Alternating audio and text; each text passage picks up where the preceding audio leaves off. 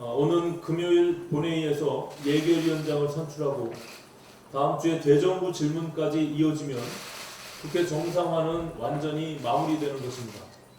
그렇게 되면 이번 임시국회와 관련해서 남는 문제는 추경안 처리와 경제 원탁회의 그리고 야권에서 요구하는 국정조사를 위한 의사일정 조정뿐입니다. 오늘 국방부 합동조사단이 북한 선박 3척 입항 사건에 대한 자체 조사 결과를 발표합니다.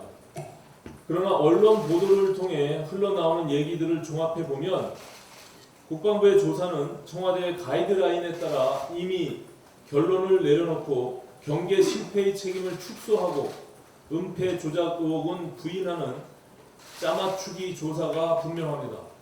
이런 조사 결과를 국민들이 수긍할 것이라 믿는다면 그것이야말로 정부의 오산이 아닐 수 없습니다. 지금 문제가 되고 있는 다른 현안들도 많지만 북한 선박 3척 입항 사건만큼은 반드시 국정조사를 실시해야 합니다. 국회는 정부의 거수기가 아닙니다.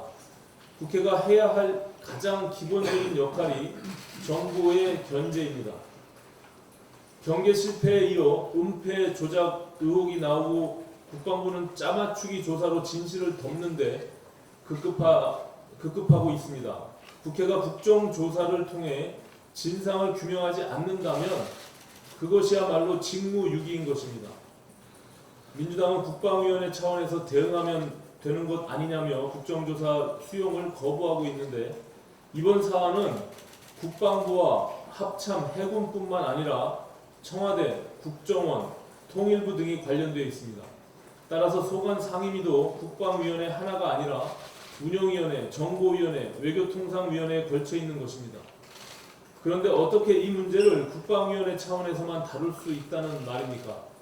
민주당의 국정조사 거부는 명분이 없습니다. 오는 금요일 예결위원장을 선출하고 추경 심의를 시작하면 야당이 정부 여당에 협조해야 할 일은 다 협조하는 것입니다. 그렇다면 민주당도 자기들 유리한 일만 고집하지 말고 원만한 임시국회 운영을 위해 야당의 요구를 수용할 것은 수용하는 태도를 보여야 성숙한 태도일 것입니다. 민주당은 더 이상 억지를 부리지 말고 북한 선박 3척 입항 사건의 국정조사를 수용할 것을 촉구하는 바입니다. 어제 열린 최저임금위원회 전원회의에서 노동계가 내년도 최저임금을 올해보다 19.8% 인상된 1만 원으로 하자는 제안을 제출했습니다. 그리고 사용자 측이 불참하더라도 이번 주 내에 빠른 결정을 내려야 한다며 공익위원들을 압박하고 나섰습니다. 현재 최저임금위원회는 사용자 측 위원들이 불참하고 있는 가운데 근로자 측 위원들과 공익위원들만으로 진행되고 있습니다. 지금 0%대 물가 상승률이 지속되고 있습니다. 최근 2년간 최저임금 대폭 인상으로 최저임금 대란을 겪은 상황에서 물가 상승률의 20배에 달하는 수준으로 최저임금을 인상하자는 노동계의 주장은 결코 수용돼서는 안 되는 무책임한 주장입니다.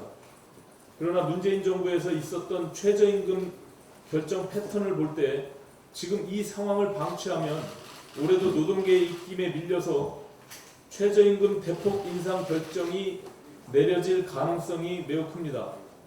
만에 하나 이렇게 된다면 중소기업과 자영업자들은 또다시 최저임금 대란을 겪을 수밖에 없고 소득 하위 계층의 고용 쇼크가 재현되면서 내수 경제는 더욱 큰 어려움에 빠져들게 될 것입니다. 또 한 차례의 최저임금 인상은 우리 경제에 재앙이 될 것입니다. 문재인 대통령은 더 이상 뒤로 숨지 말고 직접 나서기 바랍니다.